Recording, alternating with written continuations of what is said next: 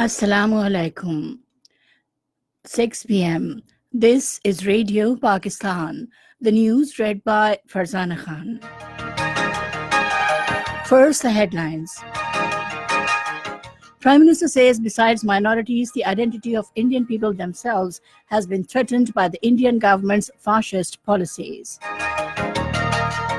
Giving a policy statement over the evolving situation in the Middle East in the upper house this evening, Foreign Minister has said Pakistan will neither allow the soil to be used against any country nor become part of any regional conflict. Speaker National Assembly has said Pakistan desires cordial relations with its neighboring countries and believes in negotiated settlement of all issues. In occupied Kashmir, Chairman APHC, while paying rich tributes to the martyrs of Sopore on their 27th anniversary today, urged international human rights organizations to probe gross human rights violations in the territory. Former Indian Home Minister and Congress leader P. Chidambaram has said that India has lost Kashmir. U.S. President has threatened severe sanctions against Iraq after the parliament called on U.S. troops to leave the country. And now the news in detail. Prime Minister Imran Khan says regional peace is facing serious threats due to the Indian government's policies based on RSS ideology. Talking to a delegation of Virginia University in Islamabad today, he said the identity of Indian people themselves has been threatened by the Indian government's fascist policies. Strongly condemning the curfew continuing in occupied Kashmir for over 150 days, he said this tyranny of the Indian government has exposed its claims about democracy. Imran Khan said the present government believes in full protection to the rights of minorities and considering them as equal citizens of the country. About economic situation in the country, the Prime Minister said economy has been stabilized owing to the statements and efforts of the PTI government, and now there is clear improvement in the economic indicators. The Prime Minister said that the government is making efforts to introduce a uniform education system so that the social division caused by the prevailing education system could be eliminated. Prime Minister Imran Khan today formally launched the Zindagi app against drugs in Islamabad today. Addressing the ceremony, he said, drugs are destroying the life of our youth and all-out efforts will be made to eradicate this scourge. The Prime Minister regretted that the use of drugs starts at school level and the addicted persons are involved in other crimes also.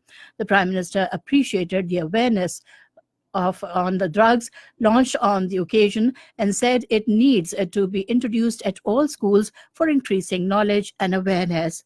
Referring to another problem facing the society, the Prime Minister said incidents of child abuse are also increasing in the society, for which awareness has to be created to eradicate this menace. Foreign Minister Shah Mahmood Qureshi has said Pakistan will neither allow its soil to be used against any other country nor become part of any regional conflict. Giving a policy statement over the evolving situation in the Middle East in the upper house this evening, he said Pakistan can play a role in reconciliation, peace and stability, but will not augment fire of war in the region. The foreign minister said he has talked to his regional counterparts, including Iran, and emphasized on exercising utmost restraint to avoid any conflict in the region, as a new war may have disastrous impact on the regional countries. Shah Mahmood Qureshi said Pakistan does not support any unilateral action, as use of force cannot offer any solution to an issue. Expressing apprehensions on the implications on recent incident of the killing of Iranian commander in U.S. attack in Iraq, Shah Mahmood Qureshi said this may lead the region to further instability, especially chances of destabilization of Iraq and Syria have increased. Speaker National Assembly Asad Kaisar says Pakistan desires cordial relations with all its neighboring countries and believes in negotiated settlement of all issues. Talking to Saudi Ambassador Nawaf bin Said Al Maliki in Islamabad today, he said Pakistan values its brotherly and time-tested relations with Saudi Arabia. The Speaker of the National Assembly commended the role of Saudi Arabia in socio-economic development of Pakistan. Speaking on the occasion, the Ambassador Nawaf bin Said Al Maliki said Saudi Arabia considers Pakistan as its sincere friend and our relations are getting stronger with every passing day. The Economic Coordination Committee has recommended for submission to the Federal Cabinet a set of amendments proposed by the Ministry of Energy to the Regulation of Generation, Transmission and Distribution of Electric Power Act 1997. Meeting of the ECC was held in Islamabad today with advisor to the Prime Minister on Finance and Revenue, Dr. Abdul Hafiz Sheikh, in the chair. This is Radio Pakistan giving you the news. Pakistan has strongly rejected as fabrication of the Indian propaganda about treatment of minorities in the country. According to a statement issued by Foreign Office spokesperson Aisha Faruqi, the BJP government's mischievous portrayal of the isolated law and order incidents in Peshawar and Nankana Sahib as alleged persecution of minorities is part of its smear campaign against Pakistan. He said it is a desperate attempt to divert attention from the ongoing state terrorism in occupied Jammu and Kashmir and systematic discrimination against the minorities in India.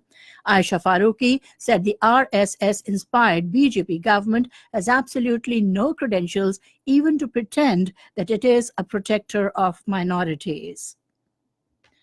In occupied Kashmir, the chairman of all parties Hurriyat Conference, Saeed Ali Gilani, has paid rich tributes to the martyrs of Sopore on their 27th anniversary today.